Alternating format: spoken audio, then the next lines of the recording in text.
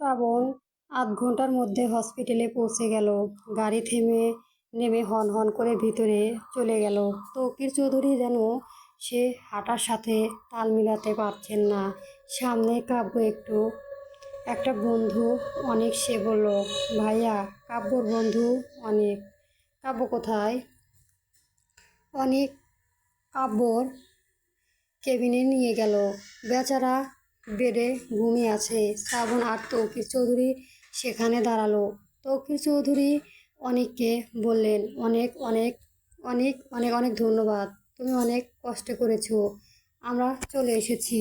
তুমি এখন বাড়িতে চলে যেতে পারো। এখান থেকে আর কষ্ট করতে হবে না। বাড়িতে গিয়ে রেস্ট নাও। ঠিক আছে আঙ্কেল। আর ওর বাইকটা আমাদের কাছে আছে, কাউকে পাঠিয়ে দিবেন, নিয়ে যাবে। আচ্ছা। অনেক চলে গেল। শ্রাবণ একটা চেয়ার টান দিয়ে বসলো। তৌকির চৌধুরী কাব্যর কাছে গিয়ে বসলেন। বড় ছেলের জন্য কষ্টটাও প্রকাশ করতে পারছেন না। কাব্যর স্যালাইন শেষ হয়ে গিয়েছে। নার্স এলেন স্যালাইন খুলতে কাব্য সজাগ হয়ে গেল। চোখের সামনে বাবা ভাইকে দেখে বেশ স্বস্তি পেল। নার্স স্যালাইনটা খুলে হাতে সুচও খুলে দিয়ে চলে গেলেন। তৌকির চৌধুরী পুনরায় ছেলের পাশে বসে বললেন, কাব্য কেমন লাগছে এখন? ভালো। শ্রাবণ গুমট বেঁধে তাকিয়ে আছে কাব্যর দিকে, কিছু বলতেও পারছে না, আবার রাগও চেপে রাখতে পারছেন না। তৌকির চৌধুরী ছোট ছেলেকে দেখেছে কোথাও ব্যথা পেয়েছে, হাতে পানুতে গিয়ে ছিলে গিয়েছে, আর হাঁটুতে। এর একটু পরই কালাম এলো। শ্রাবণ কালামকে কাব্যর পাশে বসিয়ে রেখে তৌকির চৌধুরীকে সাথে নিয়ে চলে গেল ডক্টরের সাথে কথা বলতে। শ্রাবণ কাব্যকে আজই বাড়িতে নিয়ে যাবে। শ্রাবণ আর তৌকির চৌধুরী চলে যেতেই এর ফাঁকে কাব্য কালামকে বলল, ভাইয়া, শ্রাবণ ভাইয়া কি খুব রেগে আছে? রেগে আছে। কিছু কি বলেছে? মানে বকাঝকা করেছে? তোমার জন্য তো মদের বোতলও এনেছে সাথে, আর বলেছে সেটা নাকি এই অবস্থাতেই খাওয়াবে, এরপর আবার বাইক চালাতে বলবে। কাব্য ভেবাচাকা খেয়ে গেল বড় ভাইয়ের পরিকল্পনা শুনে। রাত 11টা পেরিয়ে গিয়েছে। সাবিহা চৌধুরী চিন্তা বাড়ছে। ড্রয়িং রুমে বসে তিনজনের জন্য অপেক্ষা করছে। হিয়া সোফায় এক কোণে বসে ঝিমাচ্ছে। বলতেও পারছে না যে ওরা কাব্যকে দেখতে গিয়েছে। শ্রাবণ বলতে না করেছেন। হিয়া সাবিহা চৌধুরী থেকে ফোনটা নিয়ে শ্রাবণকে ফোন করে বললেন। শ্রাবণকে কল দেওয়ার পরে শ্রাবণ কল রিসিভ করলো না, এই ভেবে যে ওর মাকে বাড়িতে গিয়ে সবই বলবে। আবার শ্রাবণের মাথায় এলো হিয়ার কল দেয়নি তো। শ্রাবণ কল ব্যাক করলো। হিয়ার কানে ধরেই বলল, কোথায় আপনারা? শ্রাবণ যা ভেবেছিল তাই হলো। কলটা হিয়াই করেছে। হিয়া প্রশ্নের উত্তরে বলল, রাস্তায় আছি। ও, কতক্ষণ লাগবে আসতে? আমরা আর মিনিট 20-এর মধ্যে বাড়ি এসে পড়বো। কাব্যও সাথে আছে। তোমরা কেউ একটু কাব্যর জন্য স্যুপ রান্না করো। ঠিক আছে, সাবধানে আসুন। রাখলাম। হিয়া ফোনটা রেখে সাবিয়া চৌধুরীকে বলল, মা চিন্তা করবেন না, ওনারা সবাই আসছেন। সাবিয়া চৌধুরী একটু স্বস্তির শ্বাস ফেললেন, কিন্তু তবুও যেন মনটা ভারী লাগছে। কি জন্য লাগছে কিছুই আন্দাজ করতে পারছেন না। ওদিকে ফাহিমা বেগমও চলে গিয়েছেন। এখন হিয়া কাকে স্যুপ বানাতে বলবে? ওর শাশুড়িকে বাকি করে বলবে? ও নিজেই ছোট হয়ে যাবে। এর থেকে ও নিজেই উঠে চলে গেল কিচেনের দিকে। সাবিহা চৌধুরী মনে করলেন হিয়া হয়তো এমনই গিয়েছে, তাই আর কিছুই বললেন না। হিয়া কিচেনে ঢুকে স্যুপ বানানো শুরু করে দিল। সব কিছু রেডি ছিল বলে ঝটপট বানিয়ে ফেলল। সাবিহা চৌধুরী উঠে দাঁড়িয়ে এগিয়ে এসে হিয়াকে বলল, কি রান্না করছো? স্যুপ। কার জন্য? আসলে মা, আপনার ছেলে বলল স্যুপ বানাতে। ও, আমাকে আমাকে বলতে আমি বানিয়ে দিতাম। ওই একটু জিনিস আর আপনাকে বলবো নাকি? বলবে। আমি যতদিন আছি ততদিন কেন কষ্ট করবে? আমি যখন থাকবো না তখন নিজেরাই রান্না করে খাবে। দুজনের কথার মাঝে শ্রাবণ হাই তুলে তার মাকে ডাকলো। আম্মু কোথায় তুমি? আম্মু। সাবিয়া চৌধুরী সেদিকে এগিয়ে গেলেন। শ্রাবণ কাব্যকে ধরে আছে। তিনি ছোট ছেলেকে এই অবস্থা দেখে সামনে গিয়ে দাঁড়ালেন। কাব্যকে ধরে বললেন, কি হয়েছে তোমার? এই অবস্থা কেন তোমার? কাব্য মায়ের প্রশ্ন শুনে বড় ভাইয়ের দিকে তাকালো। শ্রাবণ বলল, ওকে ভিতরে নিয়ে বসতে দাও বলছি। এই বলে শ্রাবণ কাব্যকে নিয়ে ড্রয়িং রুমে এনে সোফায় বসালো। সাবিয়া চৌধুরী শান্ত হলেন না। কাঁদতে কাঁদতে কাব্যর পাশে বসে বললেন, কি হয়েছে তোমার? হাতে পায়ে এমন অবস্থা কি করে হলো? শ্রাবণ বলল, বাইকে করে বাড়িতে আসার পথে নাকি বন্ধুর বাইকের সাথে ধাক্কা খেয়েছে, সেখানে পড়ে গিয়ে এমন ব্যথা পেয়েছে। শ্রাবণ সাবিয়া চৌধুরীর এই সেই বুঝিয়ে দিল। হিয়া স্যুপ নিয়ে এলো। সাবিয়া চৌধুরী খাইয়ে দিতে চাইলেও কিন্তু কাব্যই বলল পরে খাবো। শ্রাবণ তার বাবা মাকে রুমে যেতে বলল আর বলল কাব্য রুমে দিয়ে আসবে। তৌকির চৌধুরী চলে গেলেন। সাবিয়া চৌধুরী যেতে চাইলেন না। শ্রাবণ জোর করে পাঠিয়ে দিলেন। সবাই চলে যাওয়ার পরে শ্রাবণ রুম থেকে কি যেন নিয়ে আসবে বলে চলে গেল। মিনিট পাঁচেক পরে শ্রাবণ এলো। হাতে অ্যালকোহলের বোতল। আজকে যখন কাব্যকে শিক্ষা দেবে তাহলে ভালো করেই দেবে। হিয়া বলল, কি নিয়ে এলেন এটা? যদি আজকে খান তাহলে রুমে যাব না। শ্রাবণ গ্লাস নিয়ে তাতে ঢেলে কাব্যর দিকে এগিয়ে দিল। কাব্য কেমন করে যেন তাকালো। আগেই বুঝিয়েছিল কিছু হবে, আর হলো। শ্রাবণ বলল, স্যুপ খাবি নাকি মদ খাবি, কোনটা? কাব্য ইতস্ত হয়ে আমতা আমতা করে বলল, আমি স্যুপ খাবো, মদ খাবো না। আর শ্রাবণ গলার কণ্ঠ কঠিন করে বলল, এরপরে আরও মদ খাবি? কাব্য মাথা নাড়িয়ে বলল, জীবনে ছুঁয়ে দেখব না। শ্রাবণ চলে গেল ফ্রেশ হতে। হিয়া স্যুপের বাটিটা এগিয়ে দিয়ে বলল, কাব্য স্যুপটা খেয়ে নিল। শ্রাবণ এসে কাব্যকে ধরে উপরে নিয়ে গেল। রুমে রেখে আবার সিঁড়ির কাছে চলে এলো।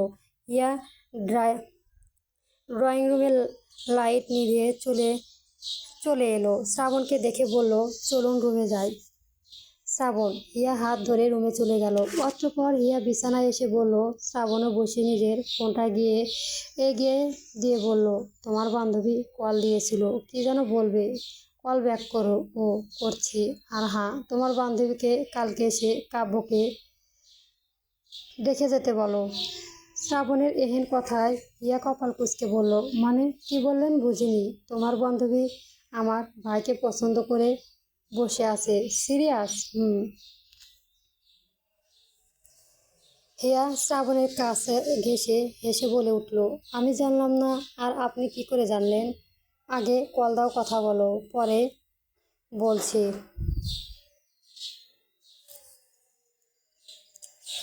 হিয়া কল ব্যাক করলো। নেহা কল রিসিভ করলো। মনে হলো ও এই কলের অপেক্ষায় ছিল। ওর বলল, কিরে হিয়া, কেমন আছিস? ভালো। তুই কেমন আছিস? ভালো। প্রাইভেটে কি আর আসবি নাকি? যাব। অনেকগুলো নোট জমা হয়েছে আমার কাছে, ওগুলো নিবি কবে? কালকে কি আসবি? হিয়া নাটকীয় ভঙ্গিতে বলে উঠল, কালকে যেতে চেয়েছিলাম, কিন্তু আমার দেবর কাব্য, ওকে তো চিনিসই, ও আজকে বাইক নিয়ে অ্যাক্সিডেন্ট করেছে। গুরুতর ব্যথা না পেলেও হাত আর পায়ে ছিলে গেছে। এখন তোর দুলাভাই ও বাড়িতে থাকবে না, অফিসে চলে যাবে। আর সে তো একা ছাড়বেই না। যদি যায় তাহলে 2 দিন পরে যাব। নিহার কানে কাব্যর কথা ছাড়া আর কোনো কথা গেল না। প্রাইভেটে নিয়ে কোনো কথাই শুনিনি, শুধু কাব্যর কথাই খেয়ালে এসেছে। এই মুহূর্তে নেহাল মেলায়েন কণ্ঠে বলল, তোর দেবর এখন কেমন আছে? মানে সুস্থ আছে তো? মাত্র রুমে গিয়ে শুলো। ও, তাহলে আর কি, যেই দিন প্রাইভেটে আসিস জানাস। হিয়া কিছু বলার আগেই শ্রাবণ ফোনটা নিয়ে বলল, নেহা, তোমার বান্ধবীকে তো আমি একা ছাড়বো না। তুমি বরং কালকে এসো, নোটগুলো দিয়ে যাও। নেহা আমতা আমতা করে বলল, আমি মানে কি করে আপনাদের বাড়িতে যাব? থাক, ও পরে না হয় নিয়ে যাবে। আরে কালকে এসো তো, কিচ্ছু হবে না। নোটগুলো দিয়ে গেলে আর বান্ধবীকে একটু দেখে গেলে সমস্যা কি? আর এটা কি তোমার আত্মীয়র বাড়ি নয়? আমাদের আপন ভেবে আসবে। নেহা পরক্ষণই ভাবলো এই বাহানায় কাব্যকে একটু দেখতে পাবে, তাই সম্মতি জানিয়ে বলল, ঠিক আছে। হিয়া ফোনটা নিয়ে বসলো। আসবি তো, প্রমিস?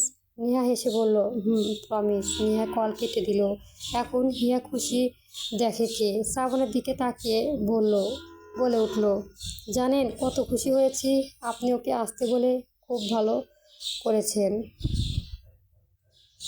শ্রাবণ বিড়বিড় করে বলল, সারাদিন খাটুনির পরে এসেছি, কই একটু আদর সোহাগ করবে তা না, সে আরেকজনের কথায় খুশি হয়ে বসে আছে। হিয়া স্পষ্ট শুনতে পেল। শ্রাবণ উঠে দরজা লাগিয়ে দিয়ে এসে বিছানায় শুয়ে পড়ল। হিয়া শ্রাবণকে জড়িয়ে ধরে শুয়ে পড়তে পড়তে বলল, অনেকগুলো সরি জামাইজান। শ্রাবণ এতগুলো সন্তুষ্ট নয়। হিয়া শ্রাবণের গম্ভীর থাকায় একটু হেসে বলল, সরি বলছি তো, এভাবে মাফ করবে না? অন্যভাবে কিছু করো তাহলে। কি করব? করার তো কত কিছুই আছে, আমি তো ভেবেই পাচ্ছি না। শ্রাবণ হাত বাড়িয়ে ল্যাম্প লাইটটা নিভিয়ে দিয়ে বলল, ভেবে পাচ্ছে না যখন, তাহলে আজকে লিখিয়ে দেব। হিয়া শ্রাবণের বুকে হালকা চাপ মেরে বলল, ইস সরুন, লজ্জা লাগে। শ্রাবণ বাঁকা হেসে বলল, তাই তো লাইট নিভিয়ে দিলাম সকালবেলা। শ্রাবণ রেডি সেডি হয়ে বের হলো অফিসে যাবে বলে। হিয়াও সাথে সাথে বের হলো। আজকে সাবিয়া চৌধুরী যাবেন না, শ্রাবণ আর ওর বাবা যাবে। তৌকির চৌধুরী গাড়িতে বসে অপেক্ষা করছেন ছেলের জন্য। এদিকে হিয়া শ্রাবণের সাথে ড্রয়িং রুমে পর্যন্ত এলো। শ্রাবণ ব্রেকফাস্ট খেতে বসেছে। হুট করে হিয়া বলল, আপনি নাকি যেন বলতে চেয়েছিলেন? নকল ঈর্ষাকে নিয়ে শ্রাবণ অবলিয়ন বলে দিল, ওইটা আমাদের রিলেটিভসই ছিল। সেই দিনও তোমার নাম্বারে কল দেয় আর বলে শ্রাবণকে একটু দিন না। ইয়া তাজ্জব বনে গেল, কিছুই মাথায় ঢুকলো না। শ্রাবণ পানি খেয়ে বলল, তোমার ফোনটা ঠিক করে এনেছি, সেটা সিম খোলাই আছে। দিনে 2-3 বার করে কল আসে, আর কিছু বলি না। ওপাশে থেকেই বলে। ইয়া বলল, সে কে? এত জেনে কি করবে? আমি ঠিক সময় ওকে সামনে আনবো, চিন্তা করো না। ইয়া স্বস্তি পেল। যাই হোক, ওর কোনো চিন্তা নেই, সব শ্রাবণী সামলাক। শ্রাবণ বলল, তোমার বান্ধবী আসবে, আম্মুকে বলেছ? বলেছি। সাবিহা চৌধুরী কাব্যকে খাইয়ে দিয়ে নিচে এলেন, হাত ধুয়ে সোফায় গিয়ে বসলেন। হিয়াও গিয়ে বসলো। ওদিকে তৌকির চৌধুরী শ্রাবণকে কল দিয়ে যাচ্ছেন। শ্রাবণ খাওয়া শেষ, তার আম্মু থেকে বিদায় নিয়ে সদর দরজার দিকে চলে গেল। হিয়া শ্রাবণের দিকে তাকিয়ে রইল। বাসা থেকে উঠে সেও সদর দরজার দিকে এগিয়ে গেল শ্রাবণকে দেখতে। শ্রাবণ ফোনটা রেখে গিয়েছিল, সেটা নিতে আবারও ফিরে আসে। হিয়া এসে আবারও সোফায় বসলো। শ্রাবণ দেখেছে হিয়া ওকে দেখতে দরজার সামনে গিয়েছিল, সাথে ওর মুখটার দিকেও তাকানো যাচ্ছে না। শ্রাবণের এখন অফিসে যাওয়ার আগে হিয়া মনটাও ভালো করে দিয়ে যেতে হবে। শ্রাবণ কি যেন ভেবে এগিয়ে এলো সোফার কাছে। কোনো দিক না তাকিয়ে হিয়ার ঠোঁট ছোট করে চুমু খেয়ে হাতটা দিল সদর দরজার দিকে। এই দেখে সাবিয়া চৌধুরী মুচকি হাসলেন। হিয়া সেই হাসিতে লজ্জা 2 হাত দিয়ে নিজের মুখটা ঢেকে ফেলল। উঠে যেতেও পারছে না, আবার কিছু বলতেও পারছে না। শ্রাবণ ওকে কি যে লজ্জায় ফেলে দিয়ে চলে গেল বলার বাহিরে। পরবর্তী গল্প পেতে আমার চ্যানেলটি সবার আগে সাবস্ক্রাইব করে রাখবেন। ধন্যবাদ। গল্প মন দেওয়া না চলবে।